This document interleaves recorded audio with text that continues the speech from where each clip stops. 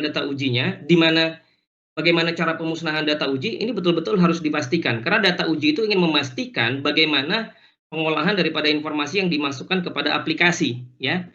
Nah, yang ke-12 bicara terkait dengan review kesesuaian teknisnya, ya. Nah, artinya apa? Ketika kita menggunakan satu bahasa pemrograman yang sudah dipilih oleh organisasi, apakah dia bisa terintegrasi atau tidak? Kemudian apakah bisa digunakan di server yang memang kita sudah tetapkan sebelumnya atau tidak? Sehingga ini sangat penting sekali untuk juga diatur. Nah, yang ke-13 yang perlu diperhatikan, ya, ini terkait dengan kalau kita bicara terkait terkait dengan log, ya. Log ini tujuannya adalah untuk melihat aktivitas. Aktivitas siapa? Aktivitas daripada admin, aktivitas daripada user, ya. Seringkali itu yang namanya log admin itu tidak direcord. Padahal yang namanya log admin itu mandatori Bapak Ibu untuk direcord. Tidak boleh tidak, ya. Dan kemudian tujuan daripada log ini adalah untuk ketika terjadi satu insiden, maka mudah untuk mengetahui apa sih root cause-nya, apa sih penyebabnya terjadi insiden tersebut.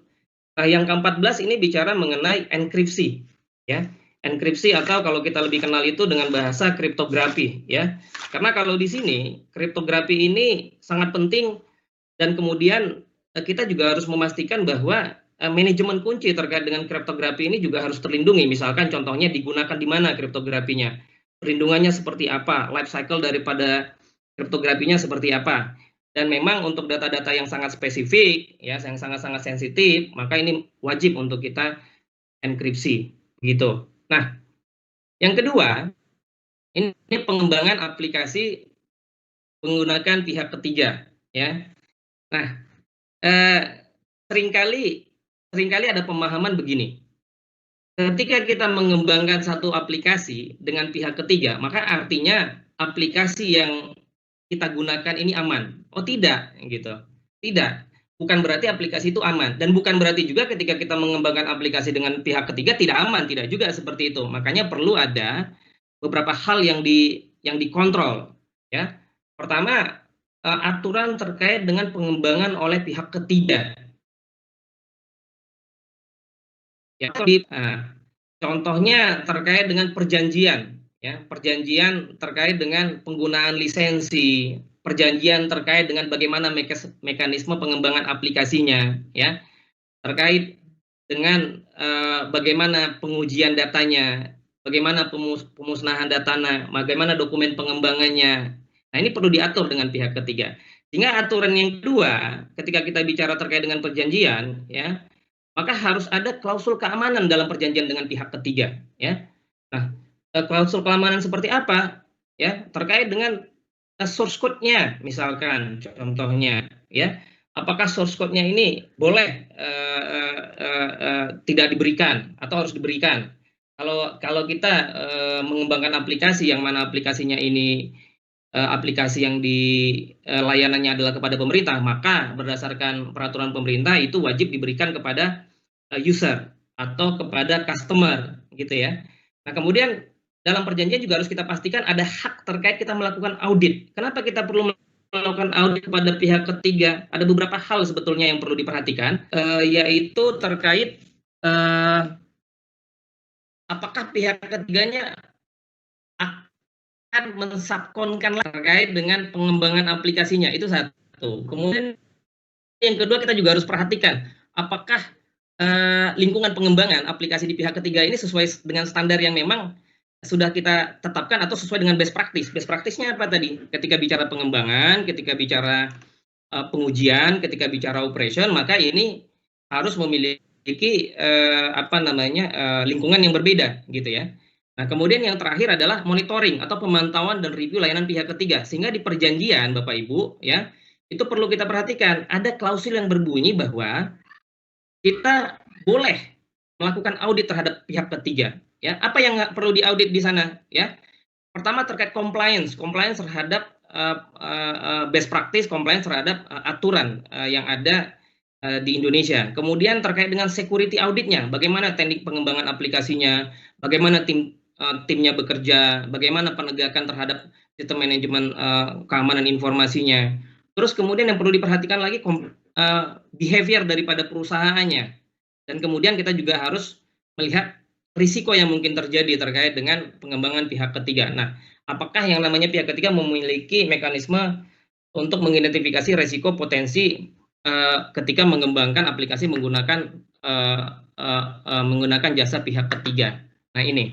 Nah, berikutnya lagi terkait dengan pengembangan aplikasi, SNI ISO 27001 itu juga mengatur terkait dengan pengembangan aplikasi yang khusus atau spesifik. Maksudnya yang khusus atau spesifik seperti apa? Ya, maksudnya yang khusus atau spesifik adalah pengembangan aplikasi yang memang di mana aplikasinya ini menggunakan jaringan publik, ya, menggunakan aplikasi jaringan publik, ya. Tadi Mas dari Cyber Army sudah menjelaskan juga terkait dengan autentikasi, ya. Autentikasi user yang mengakses ke sistem aplikasi ini kalau kita mengembangkan aplikasi pada jaringan publik itu sifatnya mandatori, diatur. Tapi jangan sampai autentikasinya ini by default, karena memang paling sering terjadi yang namanya proses authentication itu cuma satu layer. Kalau bisa ya betul-betul kita verified bahwa memang user atau kemudian nasabah dalam hal ini memang authentic, bisa kita pastikan autentikasinya hanya dia gitu ya. Kemudian yang kedua, bagaimana proses otorisasi terhadap konten, ya? Karena kalau kita bicara pada jaringan publik, ini juga diminta terkait dengan integritas data. Karena memang bicara SNI ISO 27001 tadi yang konsep kedua adalah integrity. Nah, maka harus diatur siapa sih yang boleh mengupload terkait dengan konten, siapa yang mereview konten. Jadi ini bicara terkait dengan hak akses, ya. Bukan berarti semuanya itu admin, karena ada juga nih yang bicara terkait konten itu tidak perlu admin gitu ya. Nah, kemudian yang ketiga bicara terkait dengan perlindungan kerahasiaan informasi user pada jaringan publik ya. Ini bisa menggunakan enkripsi ya. Nah, ini diatur juga khusus pada jaringan publik. Nah, ketika dia di jaringan publik dan kemudian ada transaksi, maka ada aturan tambahan lagi juga ya, itu kalau dibuka di SNI ISO 27001-nya itu ada di aneks 14.1.3 kalau saya tidak salah ya. Nah, di sana itu bicara perlindungan transaksi layanan aplikasi ya.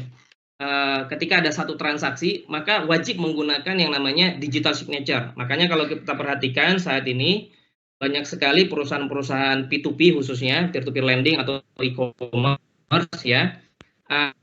Ini menggunakan yang namanya digital signature. Terus kemudian bicara autentikasi user, data transaksi juga harus dienkripsi, ya. Terus kemudian bicara keamanan jaringan, sama kemudian yang terakhir itu bicara terkait dengan bagaimana kita menjaga terkait life cycle daripada digital signature-nya. Karena digital signature ini adalah identity daripada masing-masing user, ya. Nah, itu bicara terkait dengan pengembangan aplikasi, Bapak Ibu, ya. Karena kalau kita bicara pengembangan aplikasi, tadi saya pisahkan menjadi 3 hal ya. Perlu diingat bahwa pengembangan aplikasi secara mandiri, pengembangan aplikasi dengan menggunakan pihak ketiga, pengembangan aplikasi khusus. Saya tidak mengatakan bahwa yang namanya aplikasi dikembangkan pihak ketiga tidak aman. Bukan.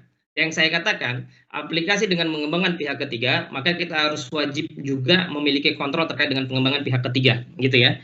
Oke, berikutnya tadi Pak Ono menyampaikan ya, konsep daripada tata kelola itu adalah people, proses, dan teknologi ya.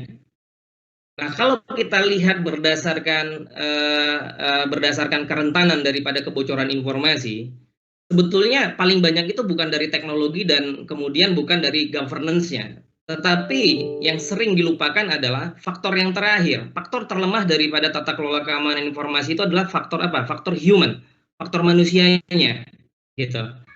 Karena manusia itu adalah bagian tersulit kalau kita bicara kontrol terhadap pengelolaan terhadap keamanan informasi. Adalah the X factor ya. Apalagi kalau kita lihat di dalam satu organisasi ya, yang namanya user itu keluar masuk. Apalagi kalau kita bicara terkait dengan dari sisi customer atau dari sisi nasabah. Karena customer itu fokus mereka lebih kepada sejauh apa sih kemudahan daripada aplikasi digunakan, bukan bagaimana dari perspektifnya mereka juga memahami perlindungan seperti apa yang mereka harus pastikan. Nah, di sini ada 9 hal yang perlu